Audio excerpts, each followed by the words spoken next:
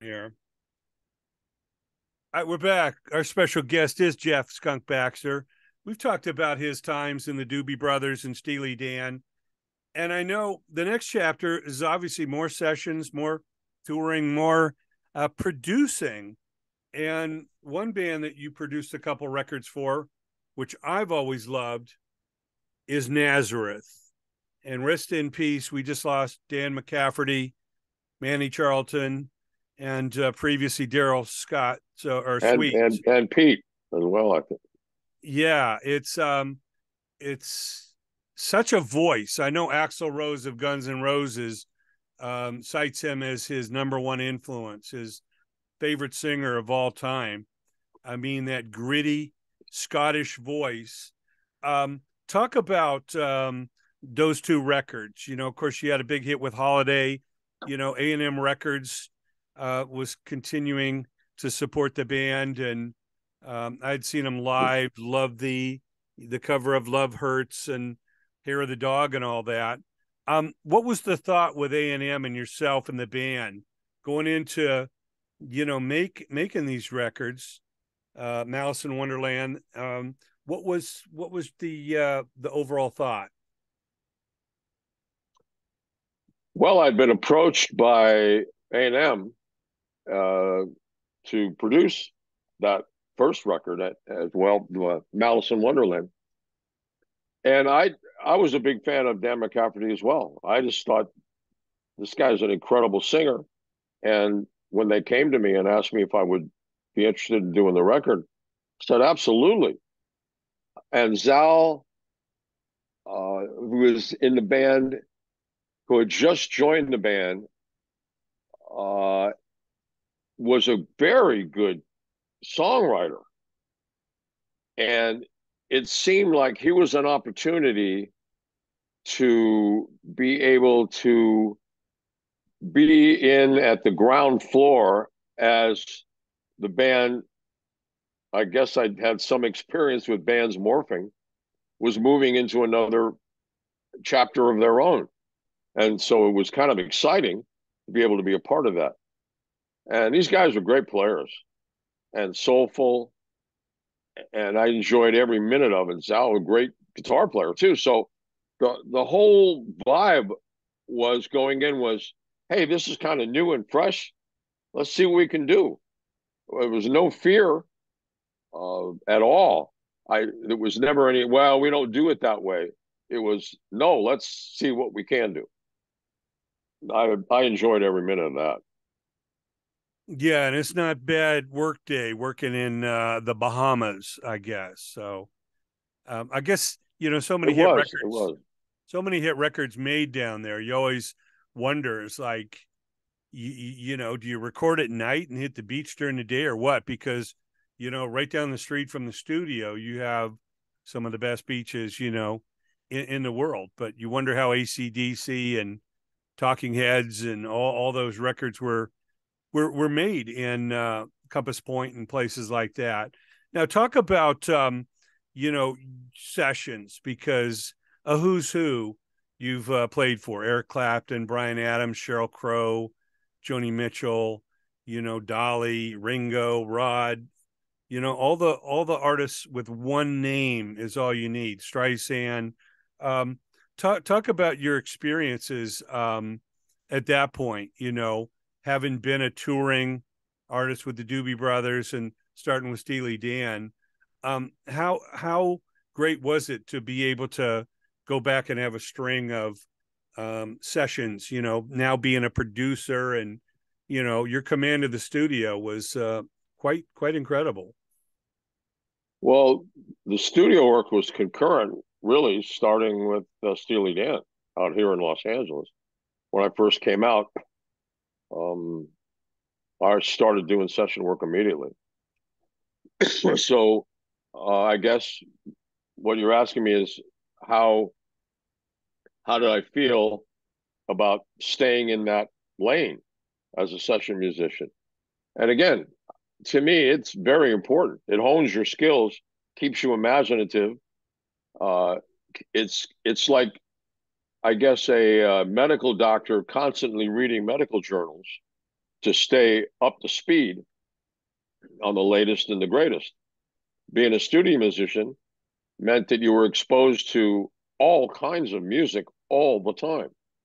And what was, in many cases, to be the next uh, successful project, when it was still being created. So that was a nice perspective.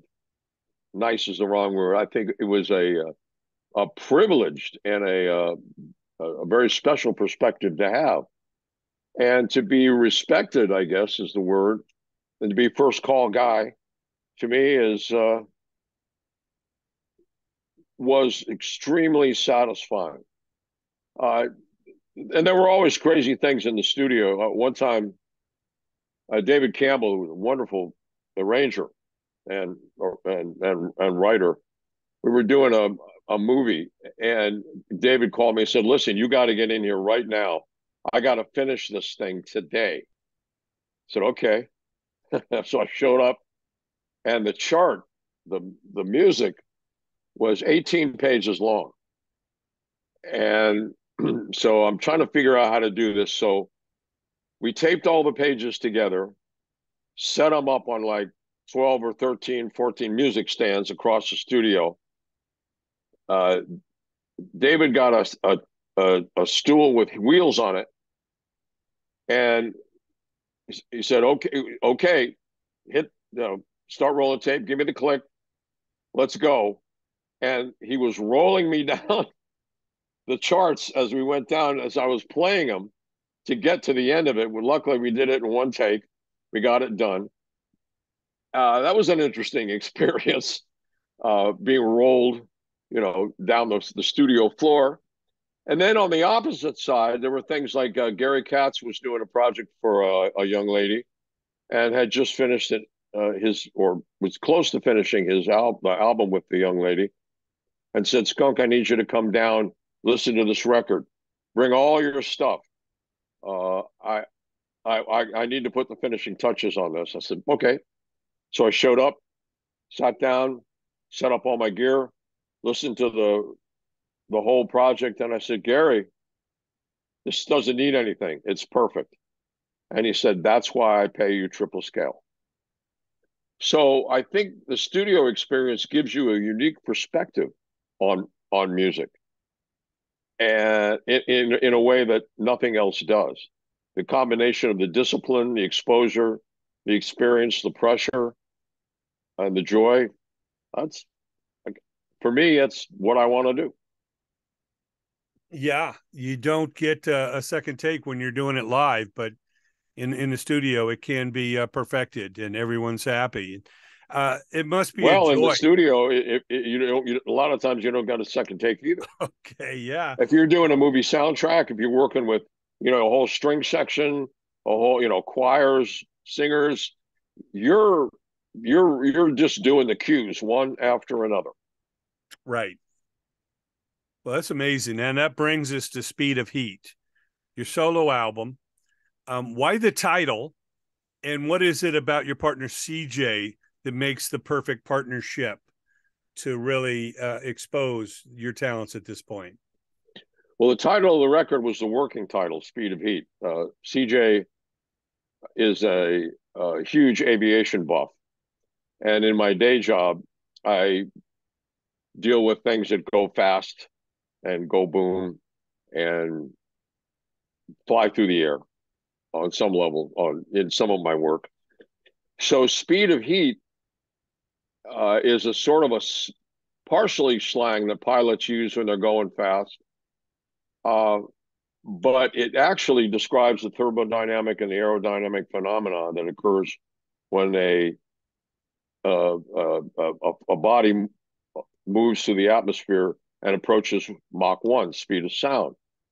So we used it as the working title. And when the president of the record company saw it as a part of, when we turned it in, we were turning in our work, and he said, "I love the title of the album." I said, "What's that?" And he said, "Speed of Heat." I went, "Okay.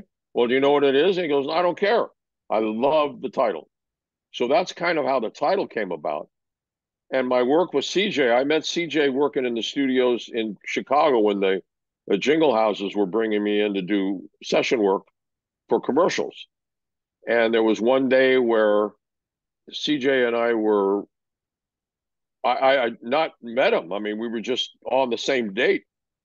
And a gentleman came in, having had obviously a fairly rough night, and handed out the music. And all it said, it had a time signature and a key signature and the name Hyatt. So I assumed that was for Hyatt Hotels, and no music on it. So he said, "Are you guys ready?" And I looked at CJ and he looked at me. I said, "Yeah, yeah, give me the click, roll tape. Let's do this." And we composed the commercial on the fly. And the client liked it. Everybody was happy. And afterwards, I went to CJ and said, "Sir, you're an incredible musician, and somehow or other we have this link where we can compose music on the fly. If I ever do a solo project, I would really love to work with you." And he said the same thing. So he went on to be a very successful producer, produced Toto and Joe Cocker, amongst others. First call studio musician, composer for movies, and an incredible musician in his own right. So when we were teaming up, basically the idea was we would just get together when we could, play together and see what happened. And a couple of the songs on the Speed of Heat record, one is Juliet and the other is Giselle, we wrote on the fly. Just, again, that same part of what we would do to have fun is we'd set up a drum machine pattern and we would just play. And from all of that came the idea that let's, when we have the time, sit down and see what we can come up with. And it was going to be an instrumental record. I'm a kid. I'm growing up in Mexico City. I'm playing venturous music and struggling my way through Howard Roberts records and Wes Montgomery and Django Reinhardt. And I loved instrumental. So I wanted to do Apache, and I was going to do Birth of the Beat by Sandy Nelson, and just songs that I loved from my childhood. And I ran into Mike McDonald. We were doing a charity event together in Santa Barbara. And he said, "What are you up to?" And I said, "Well, I'm working on this solo project." And he said, "Well, if you'd like me to do something on it, I'd be happy to." And like I say, I think it took one femtosecond for me to realize that this would be a great thing. So same thing happened with Clint Black. Same thing happened with Johnny Lang. The only criteria was that you would come down to LA, right, with myself and CJ, and we would explore an area that you've never been in, as they say, not in your wheelhouse. So everybody agreed. With Michael, I think the song "My Place in the Sun" is one of the best things he's ever done. And it is really, you can't categorize it as anything other than Michael McDonald and us, and doing something really different than Michael has ever done. Bad Move by Clint Black, that's not anywhere near a country record at all. When I mentioned to his wife, when I played the track for her, she kind of jokingly said, "Well, who's that?" I said, "Well, that's your husband. This guy is an unbelievably talented musician. He's also a big Steely Dan fan." So it worked out pretty well. Same thing with Johnny Lang. Try something very different that you've never done before. And one of the joys of this record was to be able to offer to my friends, to Michael and Clint and Johnny, the opportunity to try something new, where they wouldn't be sort of under the pressure of their own project, and they could feel a little bit more free and a little bit more comfortable to do some exploration and really see what else is in that well. And I think all three of them did an incredible job. And Rick Livingston did an amazing vocal on Insecurity, which was written by a guitar player from another band that I produced called Sneaker. It's just, all of a sudden, this thing took on another personality. And sometimes you have to let it let it mature without getting in the way.